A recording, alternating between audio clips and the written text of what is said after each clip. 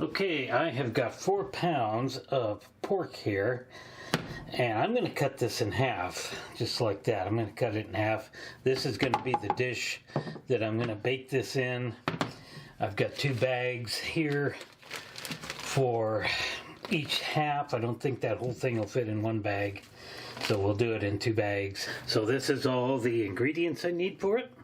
I did make some chicken base out of bouillon, and it's cooled down quite a bit, and that's why it looks like it's all separating. I've written myself out a recipe for what I think I need for this double amount of meat, and I've got myself a stainless steel bowl to start putting all that stuff in. So I won't bore you with adding it all in there and mixing it up. Okay, I have mixed all my ingredients in here. I think I have plenty to divide between the 2 pork roasts. I have just been mixing this up for a while. It is pretty powerful and pretty strong.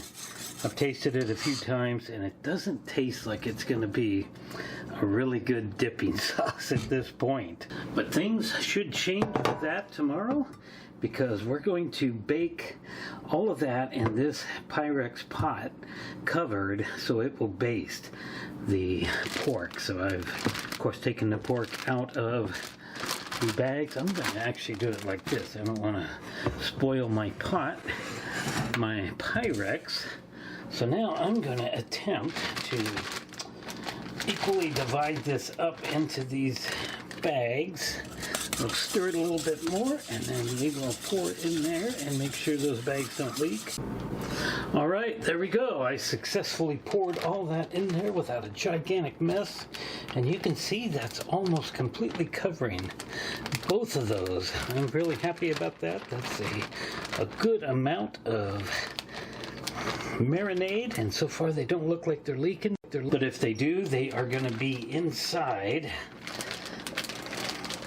the pan here. So we need to get all the air out of there as much as possible, as it said in the instructions, like that.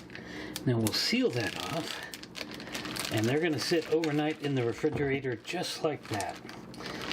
Yum, that's going to be good.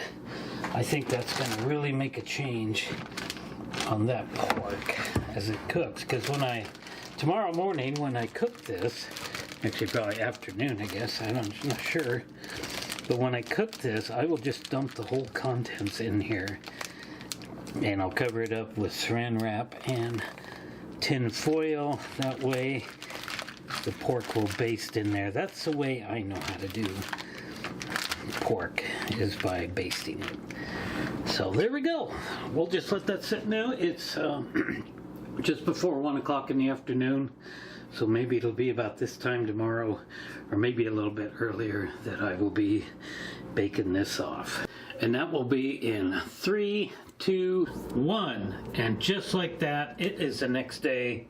It's about 9 o'clock in the morning, and I've had my pork sitting out here for about 20 or 30 minutes, just kind of coming up to room temperature.